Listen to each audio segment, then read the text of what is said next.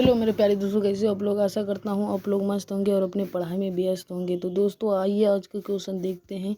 बड़ी important question है भाई मेरे प्यारे दोस्तों। भी आई इम्पोर्टेंट है। क्लास 10 का है मेरे दोस्तों। क्लास 10 बिहार बोर्ड के लिए, क्लास 10 बिहार बोर्ड के लिए ही सही है। बिहार बोर्ड के लिए आप सही देख रहे हैं। चलिए आइए स्टार्ट करते हैं। क्वेश्चन नंबर 1 में देख सकते हैं क्या बोला है। प्रकाश किसका रूप है। प्रकाश किसका रूप है। प्रकाश किसका रूप है। धारा का रूप है, ऊर्जा का रूप है, शक्ति का रूप है। इनमें से कोई नहीं। तो मेरे प्यारे दोस्तों बी नंबर राइट आंसर हो जाएगा। बी नंबर राइट आंसर हो जाएगा। ये ऊर्जा का रूप है। ऊर्जा का नंबर। क्वेश्चन नंबर 2 में देख सकते हैं, बोल रहा है मेरे प्रकाश गमन करता है, सीधे रेखा में करता है मेरे प्यारे दोस्तों। प्रकाश सीधे रेखा में गमन करता है। अब यहाँ देखो, प्रकाश की चाल सबसे अधिक किस माध्यम में होती है। किस माध्यम होती है। ये निर्वात माध्यम में होती है मेरे प्यारे दोस्तों। क्वेश्चन नंबर 4 बोलता है जब प्रकाश की किरणें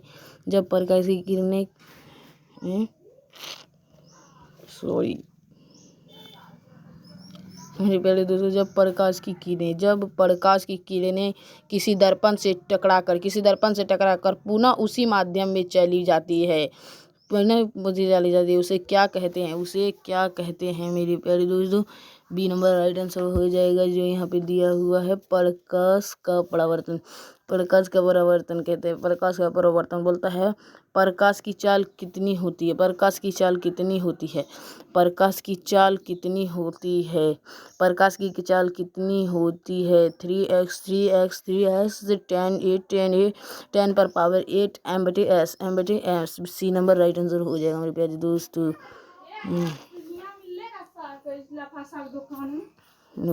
क्वेश्चन नंबर 6 बोलता है किसी चाल का सबसे अधिक प्रकाश की चाल सबसे पहले किसने ज्ञात की। प्रकाश की चाल सबसे पहले किसने ज्ञात की। प्रकाश की चाल सबसे पहले किसने ज्ञात की। रोमन ने। सी नंबर राइट हो जाएगा मेरे पे। सी नंबर राइट हो जाएगा इसका सी। अब क्वेश्चन नंबर 7 में देख सकते हैं मेरे प्यारे दोस्तों।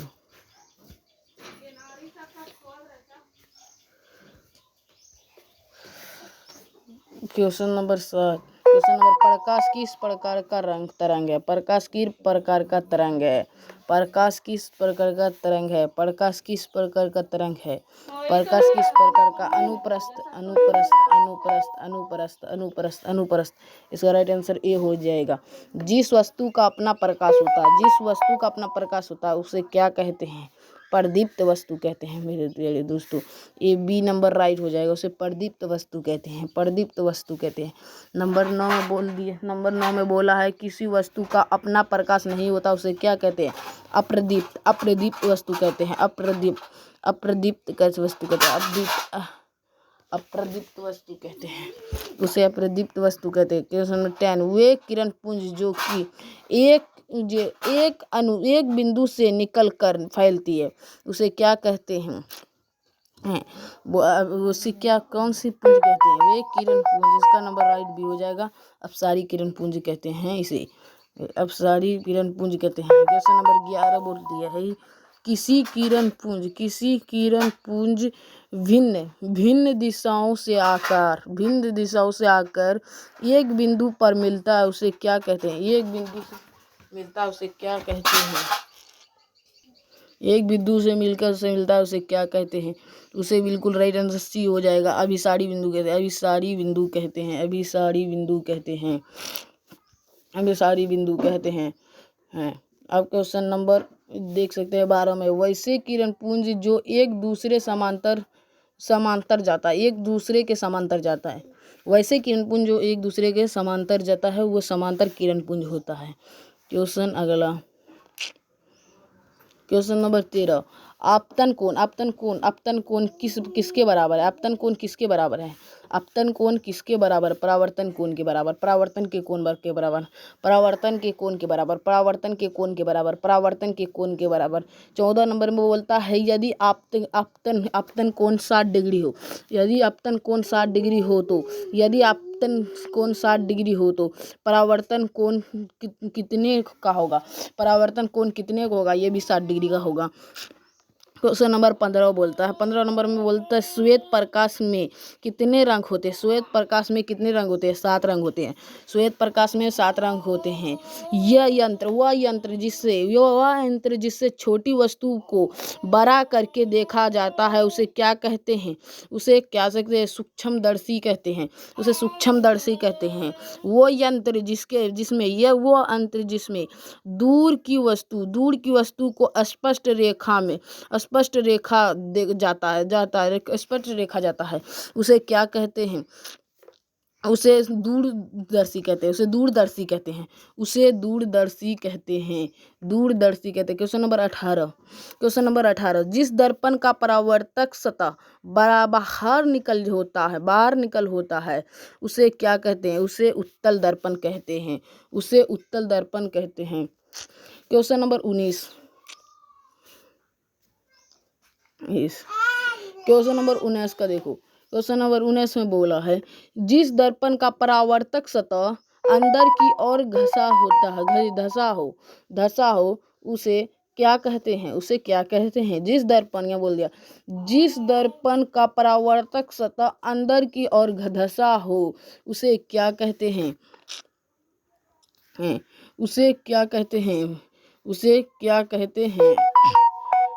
उसे अवतल दर्पण कहते हैं मेरी प्यारी दोस्त। उसे अवतल दर्पण कहते हैं। क्वेश्चन नंबर 20 में दिया हुआ है ये ठीक है। ये ठीक है। अब क्वेश्चन नंबर 20 में बोलता है जिस दर्पण का परावर्तक सतह अंदर की ओर धसा हो उसे क्या कहते हैं? अंदर की ओर धसा हो उसे अवतल दर्पण कहते हैं। 21 नंबर में बोलता है जिस दर्पण का परावर्तक सतह समतल हो उसे क्या कहते हैं? परावर्तक सतह समतल हो उसे क्या कहते हैं? उसे समतल दर्पण कहते हैं।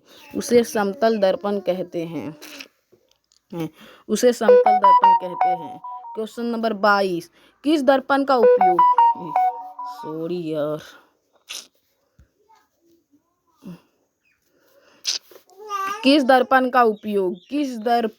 उपयोग किसी भी वस्तु का छोटा या सीधा प्रतिबिंब बनाने में किया जाता है? उसका उत्तल दर्पण में किया जाता है। उत्तल दर्पण का बोलता है मोटर गाड़ी के साइड मिरर में किस दर्पण का प्रयोग किया जाता है? साइड मिरर में किस दर्पण का प्रयोग किया जाता है? उत्तल दर्पण का प्रयोग किया जाता है। क्वेश्चन नंबर 22 में बोलता है चिकित्सा क्षेत्र में किस दर्पण का प्रयोग किया जाता है? चिकित्सा क्षेत्र में किस दर्पण का प्रयोग किया जाता है? क्या अवतल दर्पण का प्रयोग किया जाता है? दाढ़ी बनाने में किस प्रकार का दर्पण का उपयोग किया जाता है? यह भी अवतल दर्पण का उपयोग किया जाता है। मोटर गाड़ी के हेडलाइट तथा बैक लाइट में किस दर्पण का प्रयोग किया जाता है? सर यहाँ पे देख सकते हैं गलत लिखा चला गया है प्रयोग होगा लेकिन प्रयोग किया जाता है। इसका राइट आंसर अवतल दर्पण भी हो जाएगा। दर्पण की लंबाई को क्या कहते हैं? दर्पण की लंबाई को क्या कहते हैं? द्वारक कहते हैं। दर्पण की लंबाई को द्वारक कहते हैं। अब क्वेश्चन नंबर 28 में देखते हैं वह रेखा का जो वक्रता केंद्र और ध्रुव से होकर गुजरता है उसे क्या कहते हैं? प्रधान अक्ष कहते हैं। उसे प्रधान अक्ष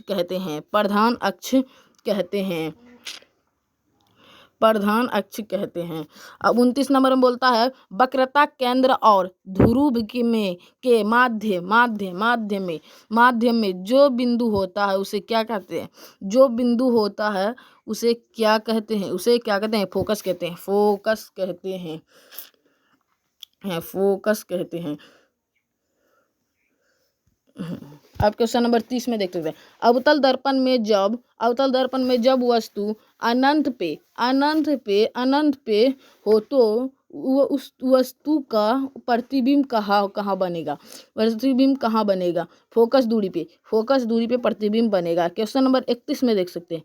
क्वेश्चन नंबर 31 में क्वेश्चन नंबर 31 का है, अवतल दर्पण में जब वस्तु वक्रता केंद्र पर स्थित हो तो उसका प्रतिबिंब कहाँ बनता है। बोलता है अवतल दर्पण में जब वस्तु वक्रता केंद्र पर स्थित हो तो उसका प्रतिबिंब कहाँ बनता है। उसका प्रतिबिंब कहाँ बनता है। वक्रता केंद्र में। क्वेश्चन नंबर 32, उत्तल दर्पण में किस प्रकार का प्रतिबिंब बनता है। उत्तल दर्पण में किस प्रकार का प्रतिबिंब बनता है। किस प्रकार का, सीधा एवं छोटा यानी सीधा और छोटा। क्वेश्चन नंबर 33, अवतल दर्पण में कैसा प्रतिबिंब बनता है। इसमें कैसा प्रतिबिंब, अवतल दर्पण में इसमें उत्तल दर्पण था, इसमें अवतल दर्पण था। इसमें अवतल दर्पण का कैसा प्रतिबिंब बनता है। इसका बड़ा और छोटा होता है, इसका सीधा और छोटा होता है, इसका निकल बड़ा और छोटा होता है। क्वेश्चन नंबर 34 बोला है, किसी बिंदु से चलने वाली प्रकाश की किरणें दर्पण से परावर्तन के बाद जिस बिंदु पर मिलाती है उसे क्या कहते हैं। वास्तविक प्रतिबिंब कहते हैं। क्वेश्चन नंबर 35 में बोल दिया है, किसी बिंदु से चलने वाली प्रकाश की किरणें दर्पण से परावर्तन के बाद जिस बिंदु पर मिलाती हुई मालूम पड़ती है। यहाँ पर बिंदु लग गई है ना, यहाँ पे मिलाती हुई मालूम पड़ती है, उसे क्या कहते हैं। उसे काल्पनिक प्रतिबिंब कहते हैं। इसका राइट आंसर बी हो जाएगा, काल्पनिक प्रतिबिंब कहते हैं। चलिए क्वेश्चन नंबर अगला में चलते हैं। यहाँ बोल दिया वास्तविक प्रतिबिंब कैसा होता है। वास्तविक प्रतिबिंब उल्टा होता है। क्वेश्चन नंबर 37, काल्पनिक प्रतिबिंब कैसा होता है। सीधा होता है। काल्पनिक प्रतिबिंब सीधा होता है। उत्तल दर्पण में फोकस दूरी कैसी होती है। बोल दिया उत्तल दर्पण की फोकस दूरी कैसी होती है। धनात्मक होती है। 39 नंबर में अवतल दर्पण की फोकस दूरी कैसी होती है। ये हमारा ऋणात्मक हो जाएगा। क्वेश्चन नंबर 40 में बोलता है दर्पण का सूत्र क्या है। ये ए नंबर राइट हो जाएगा। ए बटे आफ बराबर equal to 1/v plus 1/u। Question number 41 में बोलता है, यह समतल दर्पण में बनने प्रतिबिंब को पर्दे पर उतार सकते हैं। बोलता है समतल दर्पण में बने प्रतिबिंब को पर्दे पर उतार सकते हैं। आंसर भी राइट हो जाएगा। नहीं, बी नंबर राइट आंसर हो जाएगा। चलिए क्वेश्चन नंबर अगला की ओर चलते हैं। तो मेरे प्यारे दोस्तों, क्वेश्चन नंबर 42 में देख सकते हैं कि बोल दिया है 42 नंबर में, किसी दर्पण में बड़ा प्रतिबिंब बनता है।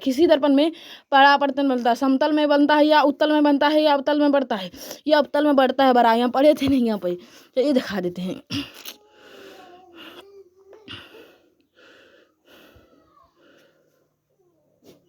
ये नहीं, उधर पढ़े तो बहुत दूर चला गया।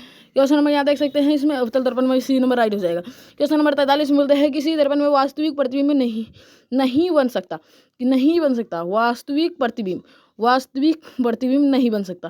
वास्तविक प्रतिबिंब नहीं बन सकता। इस समतल दर्पण में वास्तविक प्रतिबिंब नहीं बन सकता। क्वेश्चन नंबर 44 में देख सकते हैं, यानी 44 में देख सकते हैं, निम्नलिखित में से कौन उत्तल दर्पण की फोकस दूरी है जिसकी वक्रता त्रिज्या इतनी है। वक्रता त्रिज्या यहाँ देखते हैं, फोकस दूरी फॉर्मूला होता है। यहाँ फॉर्मूला होता है फोकस दूरी का फॉर्मूला होता है। हमेशा यहाँ पे देख सकते हैं R/2 होता है, यानी 32/2 यानी 16 वाला क्वेश्चन, यानी प्लस वाला 16 जो है ये राइट आंसर हो जाएगा। ये right answer C right answer हो जाएगा। और चढ़ी लग जाता है।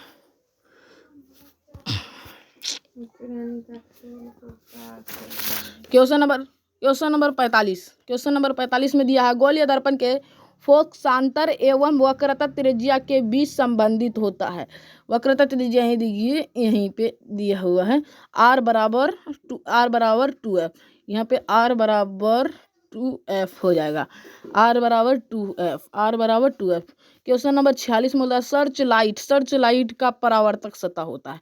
सर्च लाइट का परावर्तक अवतल होता है। अवतल किस दर्पण में केवल आभासी प्रतिबिंब बनता है? इसका राइट आंसर समतल एवं उत्तल बन गया। चलिए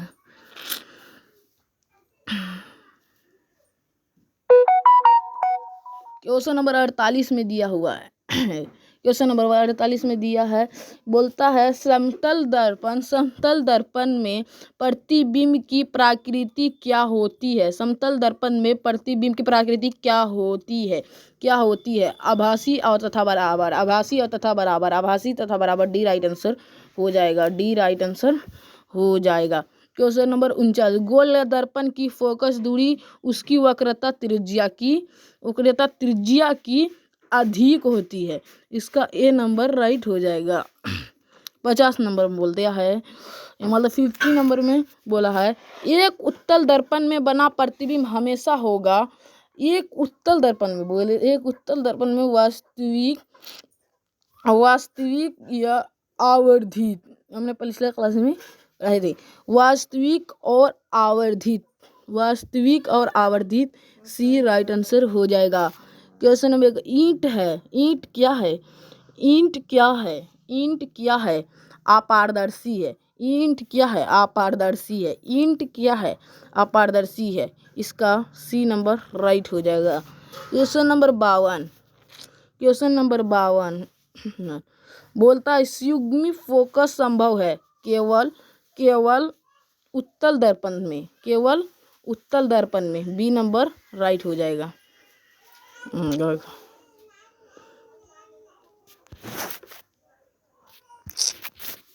क्वेश्चन नंबर 54 में बोला है यदि किसी वस्तु को एक दर्पण के सम्मुख किसी भी दूरी पर रखने से उस वस्तु का प्रतिबिंब इस वस्तु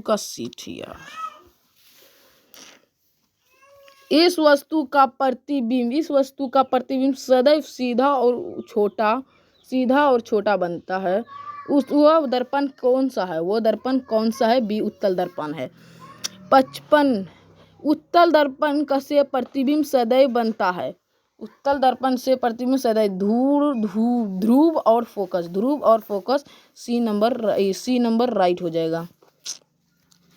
56 बोलता है किसी वस्तु को हम तभी देख पाते हैं जब वह वस्तु प्रकाश हो। भी परावर्तित करे। क्वेश्चन नंबर 17, प्रकाश एक ऊर्जा भी है। प्रकाश एक ऊर्जा 58 नंबर, मतलब ऐसे भी बोल सकते हैं प्रकाश क्या है। प्रकाश यहाँ पे क्या है? प्रकाश क्या है? ये ऊर्जा है। बी नंबर राइट हो जाएगा। 58 बोलता है किसी वस्तु का चलिए मेरे प्यारे दोस्तों, आइए एक टेस्ट ले लेते हैं। इसका 58 नंबर में बोल रहा है किसी वस्तु का अवतल दर्पण द्वारा बना प्रतिबिंब आभासी सीधा तथा वस्तु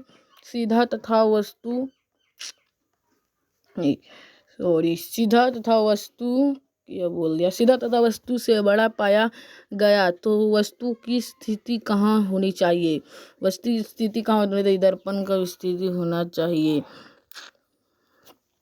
ये क्वेश्चन नंबर अगला, ये जो आपको जवाब देना, काल्पनिक प्रतिबिंब हमेशा क्या होता है? कमेंट में बोलिए।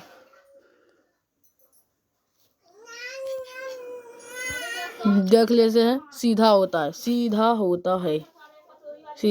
इसे टेस्ट लिए थे आपसे। क्वेश्चन निकली यहाँ से पढ़ेंगे।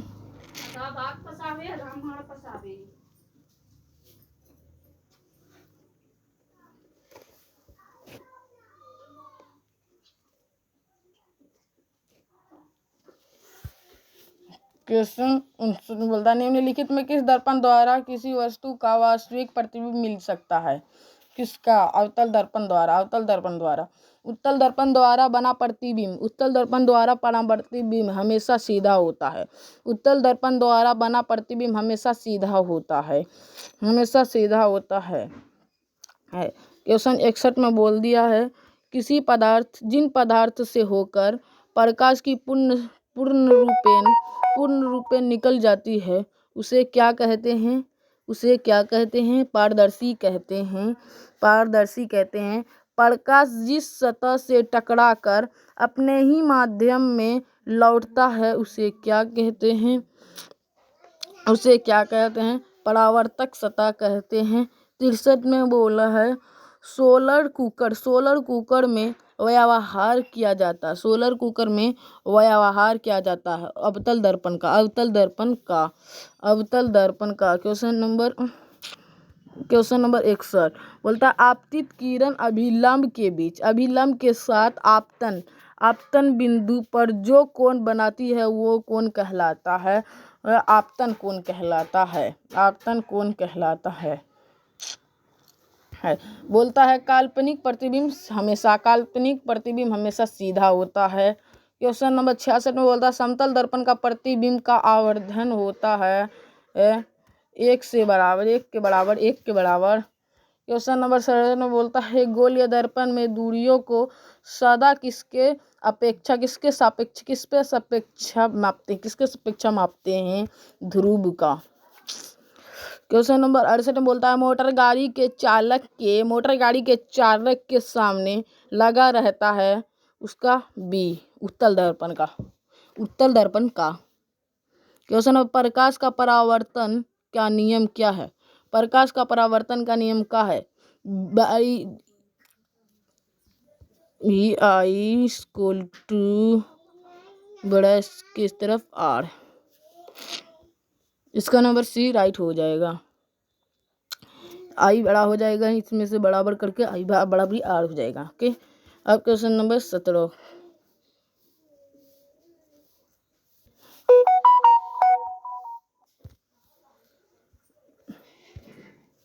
क्वेश्चन नंबर 70 में बोल देता है अवतल दर्पण की फोकस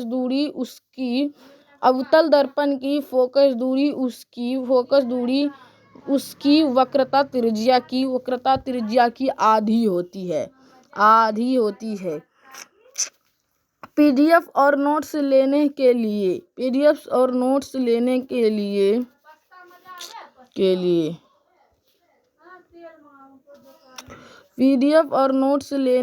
लिए इस नंबर पे कॉल करें या इस नंबर पे कॉल करें 78 70 35 81 56। क्वेश्चन अगला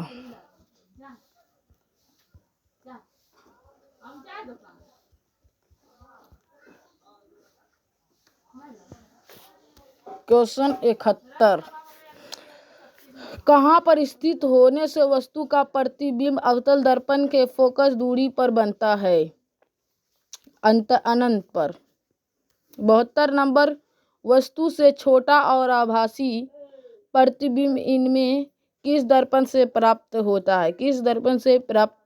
है? ए और बी दोनों यानी अवतल उत्तल दोनों।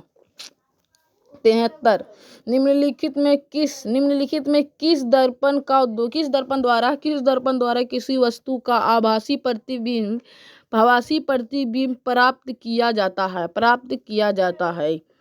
तीनों प्रकार के दर्पणों में केवल समतल दर्पण में केवल समतल। ये डी नंबर राइट हो जाएगा।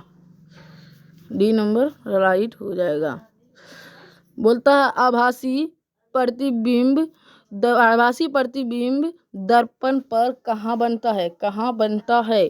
पीछे बनता है। बी नंबर राइट हो जाएगा।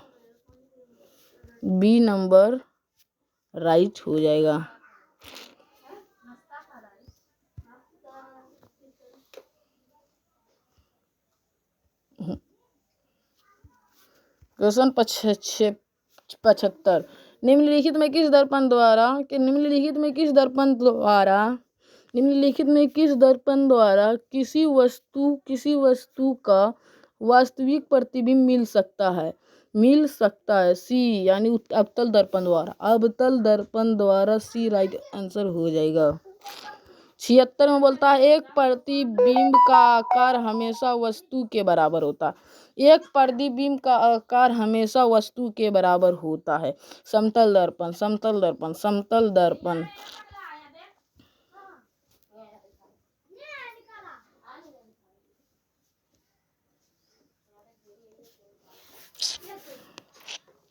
ये हमारा प्रकाश का अपवर्तन का है ये जी।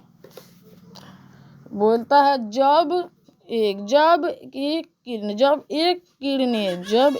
किरण माध्यम से दूसरे माध्यम में जाती है तो अपने पथ से विचलित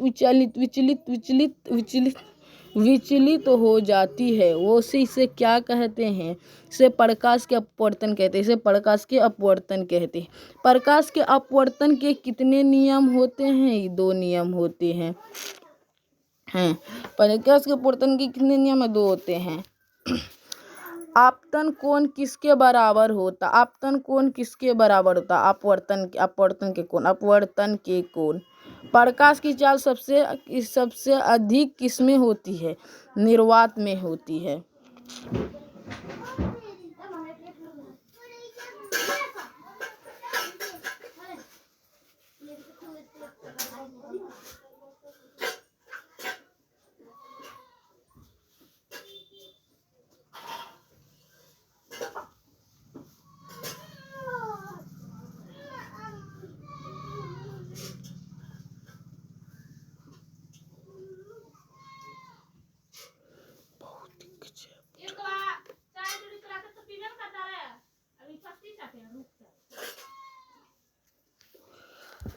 क्वेश्चन नंबर 5। किसी प्रकाश की किरणें विरल माध्यम से सघन माध्यम में प्रवेश करता है, उसे किधर मुड़ता है? किरण किधर मुड़ता है? किधर? सीधे निर्गत हो जाता है। बी नंबर सही हो जाएगा। क्वेश्चन नंबर 6 में बोला है जब प्रकाश की किरणें सघन माध्यम से विरल माध्यम में प्रवेश करता है तो किरणें किधर मुड़ता है? अभिलंब से दूर हटता है। ये नंबर राइट आंसर हो जाएगा है। क्वेश्चन नंबर 7 बोलता है कांच और हवा में कौन संघनन माध्यम है? कांच। 8 नंबर हीरा का अपवर्तनांक कितना होता है? हीरा का अपवर्तनांक 2.42। क्वेश्चन नंबर 9 में बोलता है पानी से भरी हुई बाल्टी में रखा हुआ छड़ मुड़ा हुआ प्रतीत होता है। किसके कारण होता है? प्रकाश के कारण होता है। प्रकाश के कारण होता है। क्वेश्चन नंबर 10 में बोलता है बाल्टी में रखा हुआ सिक्का ऊपर उठा हुआ है, प्रतीत क्यों? बोलता है बाल्टी में रखा हुआ ऊपर उठा। बाल्टी में रखा हुआ सिक्का ऊपर उठा हुआ है, प्रतीत होता है क्यों? प्रकाश के अपवर्तन के कारण। क्वेश्चन नंबर 11 में बोलता है प्रिज्म का अपवर्तन कोण कितने डिग्री का होता है? कितने डिग्री का होता है? बी नंबर बोल दिया 60 डिग्री का होता है। 60 डिग्री का होता है। 60 डिग्री का बोलता है प्रिज्म में अपवर्तनांक कोण कितने डिग्री का होता है? कितने डिग्री का होता है? ये सेम है, ये सेम है, 60 डिग्री का होता है।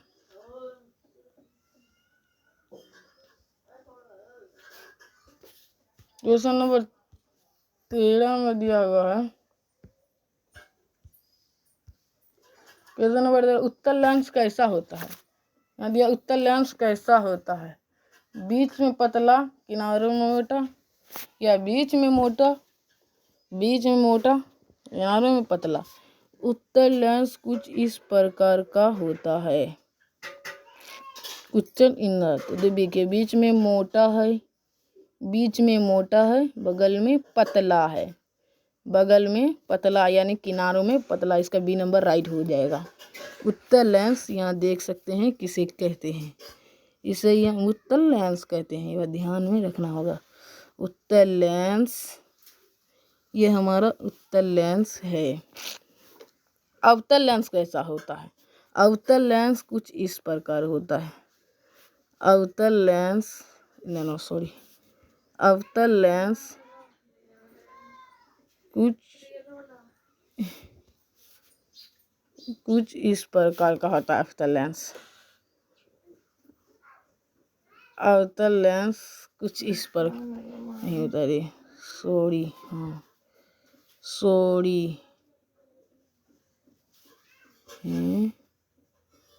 बीच में पतला हो जाएगा, किनारों पे मोटा हो जाए। अवतल लेंस यहाँ से बीच में पतला होता है, किनारों में मोटा होता है, वह ध्यान देना। लेसन अगला की ओर।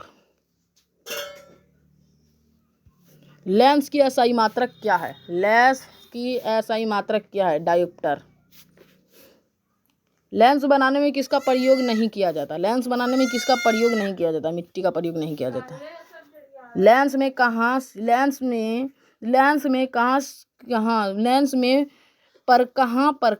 से प्रकाश बिना मुड़े सीधे निर्गत हो जाती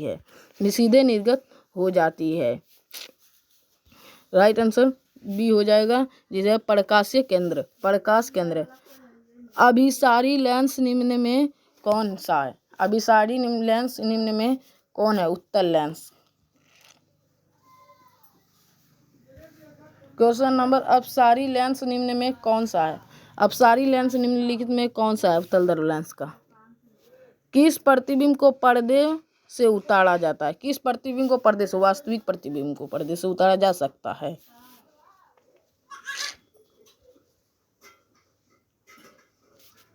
बोलता उत्तल लेंस का फोकस दूरी धनात्मक होता है।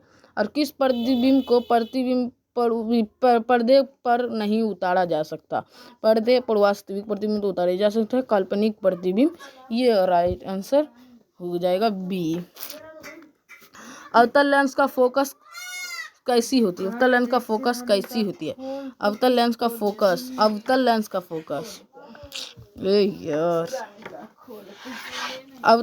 फोकस कैसी होती है? ये ऋणात्मक होती है और ये धनात्मक होती है, वह ध्यान देना है। बोलता प्रतिबिंब की ऊंचाई तथा वस्तु के ऊंचाई के अनुपात क्या होगा? सी आवर्धन। क्वेश्चन नंबर 25 में बोल रहा है प्रकाश के अपवर्तन के दूसरे नियम को क्या कहते हैं? एस्टेरेल का नियम। वास्तविक प्रतिबिंब कैसा होता है? वास्तविक प्रतिबिंब उल्टा होता है। क्वेश्चन नंबर 17 से बोलता है प्रकाश का आवागमन प्रकाश का प्रिज्म के जिस सतह से होता है उसे क्या कहते हैं? अपवर्तन सतह कहते हैं। उत्तल लेंस में जब वस्तु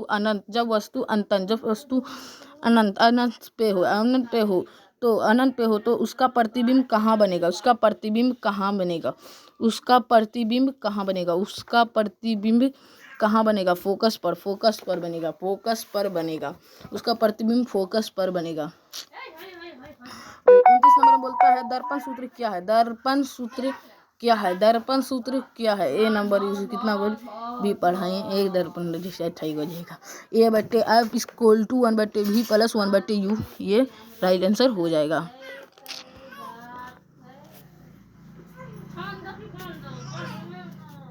तीस नंबर में बोलता है लेंस का सूत्र क्या है। लेंस का सूत्र हमको बताता है। लेंस का सूत्र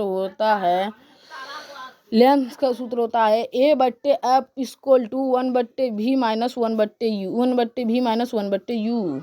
बी नंबर। हाँ अभी ना जा। क्वेश्चन नंबर गोल्य दर्पण का आवर्धन यानी एम किसके बराबर होता है। एम किसके बराबर होता है। किसके बराबर होता है।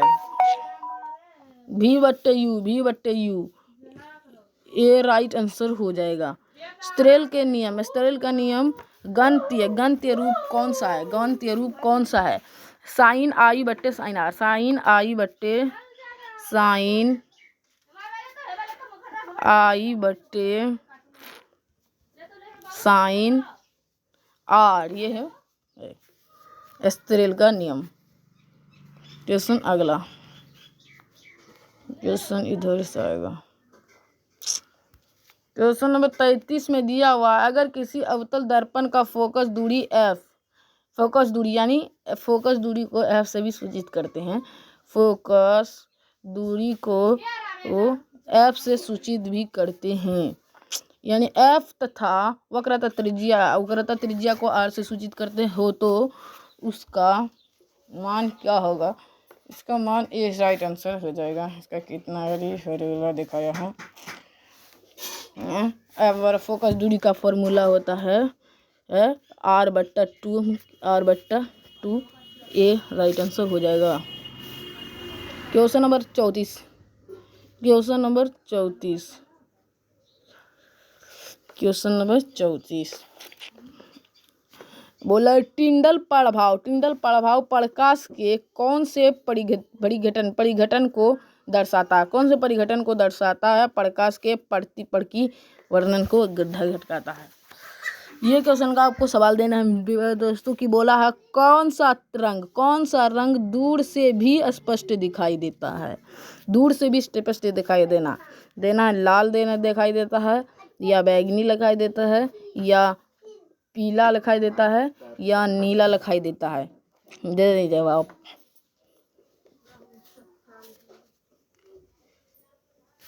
इसका आंसर बिल्कुल लाल दिखाई देता है। लाल। किसी शब्दकोश में दिए गए छोटे अक्षरों को पढ़ते समय आप कौन सा लेंस पसंद करते हैं। आप कौन सा लेंस पसंद करेंगे। आप कौन सा लेंस पसंद करेंगे। कौन सा पसंद करेंगे।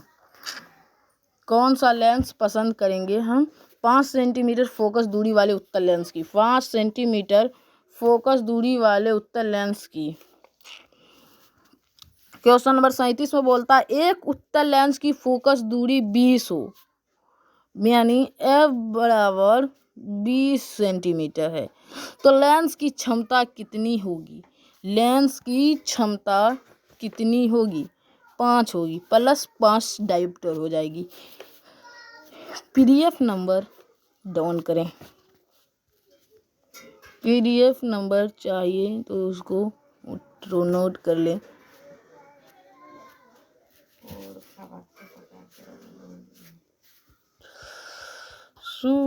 समाप्त हो गया।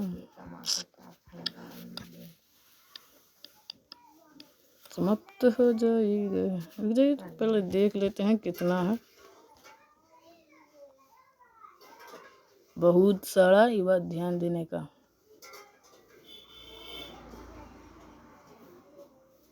निकट दृष्टि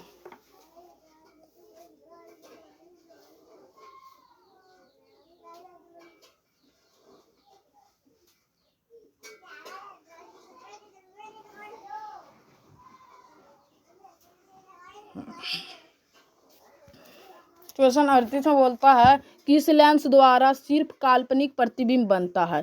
किस लेंस द्वारा काल्पनिक प्रतिबिंब बनता है।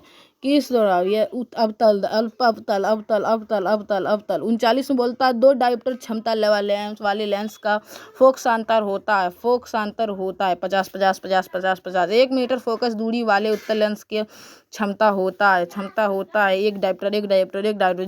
जब प्रकाश की किरण दो माध्यमों में अलग करने वाली सतह लंबवत पड़ती है तो वो अभिलंब की ओर मुड़ती है। ऋषि नंबर राइट आंसर हो जाएगा। आज इतना ही क्वेश्चन रहने देते हैं, कल बाकी सुनाएंगे मेरे प्यारे दोस्तों। आज का डेट इतना ही, तब तक के लिए बाय रखते हैं। आज से हो गया समाप्त।